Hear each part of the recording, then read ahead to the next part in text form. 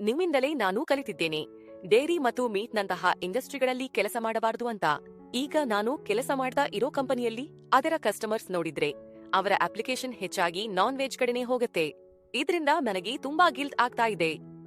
ಆಚಾರ್ಯಜಿ, ನನ್ನ ಪತ್ನಿ, ನನ್ನ ಪತಿ ಅವರು ತುಂಬಾ ಅಯೋಗ್ಯರು.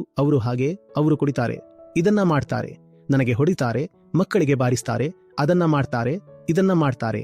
ನನಗೆ ಗೀತಾ ಸೆಷನ್ ನೋಡೋಕೆ ಬಿಡಲ್ಲ. ಹಾಗೆ ಇದೆ, ಹೀಗೆ ಇದೆ, ಮತ್ತೆ ಮನೆನೂ ನಡೆಸಬೇಕಲ್ಲ.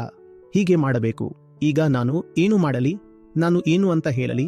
ನೀವೇನು ಮಾಡಬೇಕು ಅಂತ ಏನು ಆಗಬೇಕು ಅದು ಆಗ್ತಾನೇ ಇದೆ. ಚೆನ್ನಾಗಿ ಪೆಟ್ಟು ತಿನ್ನಿ ಅಷ್ಟೇ. ಇದ್ರಲ್ಲಿ ಈಗ ನಾನೇನು ಅಂತ ಹೇಳಲಿ?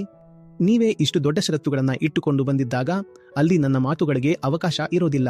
ಈಗ ನೀವು ನನ್ನ ಹತ್ತಿರ ಬಂದಿದ್ದೀರಿ, ಏನೋ ಪೇನ್ ರಿಲೀವರ್ ಬೇಕು ಅಂತ ಕೇಳೋಕೆ. ಮತ್ತೆ ಹೇಳ್ತೀರಿ ಪೇನ್ಫುಲ್ ಕಂಡೀಷನ್ ಆದ್ರೂ ನಡೆಯತ್ತೆ. ಯಾಕಂದ್ರೆ ನಾನು ನಿರ್ಧಾರ ಮಾಡಿಕೊಂಡಿದ್ದೇನೆ, ನಾನು ಬಿಡೋದಿಲ್ಲ. ಹಾಗಾಗಿ ನನಗೆ ಪೇನ್ ರಿಲೀವರ್ ಕೊಡಿ. ಅದು ನನ್ನ ಹತ್ತಿರ ಇಲ್ಲ. ಹಾಗಾದ್ರೆ ನಾನೇನು ಮಾಡಲಿ? ನನ್ನ ಹತ್ತಿರ ಇರೋದು ಡೈನಮೈಟ್. ನೀವು ಕೇಳ್ತಾ ಇರೋದು ಪಿಲ್. ನನ್ನ ಹತ್ತಿರ ಏನಿದೆ? ಡೈನಮೈಟ್ ಕೈ ಬಾಂಬ್. ನೀವು ಕೇಳ್ತಾ ಇರೋದು ಮಾತ್ರೆ. ನನ್ನ ಹತ್ತಿರ ಇರೋದು ಬಾಂಬ್. ತೇರಾ ಮೇರಾ ಮನವ ಕೈಸೆ ಏಕ್ ಹೋಯಿರೆ. ಸರ್, ನಾನು ಬಿಡಬಹುದಾ?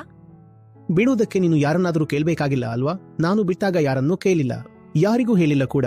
ಇವತ್ತು ನಾವು ಮಾತಾಡ್ತಾ ಇದ್ವಿ ಅಲ್ವಾ?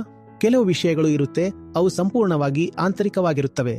ಒಂದು ವೇಳೆ ನಾನು ಹೇಳಿದ್ದಕ್ಕೆ ನೀವು ಬಿಟ್ಟರೆ ಈ ಆರೋಪವು ಕೂಡ ನನ್ನ ಮೇಲೆ ಬರುತ್ತೆ. ನನ್ನ ಜೀವನ ಹಾಳು ಮಾಡ್ಬಿಟ್ರು. ಚೆನ್ನಾಗಿ ನನ್ನ ನೌಕರಿ ನಡೆದಿತ್ತು.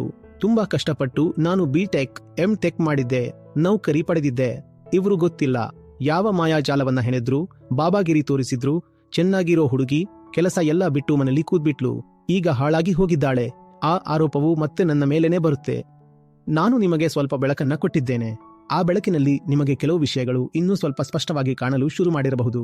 ಈಗ ಆ ವಿಷಯಗಳು ನಿಮಗೆ ಕಾಣಿಸ್ತಾ ಇವೆ ಅಂದ್ರೆ ಯಾವ ಮಾರ್ಗವನ್ನ ತೆಗೆದುಕೊಳ್ಳಬೇಕು ಅನ್ನೋದು ನಿಮಗೆ ಗೊತ್ತಿರತ್ತೆ. ಆ ಮಾರ್ಗವನ್ನ ನನ್ನ ಹತ್ರ ಕೇಳಬೇಡಿ. ಬದಲಿಗೆ ಮಾರ್ಗ ಹೇಳೋಕೆ ತಯಾರಾಗಿರೋರಿಂದ ಎಚ್ಚರಿಕೆಯಿಂದ ಇರಿ.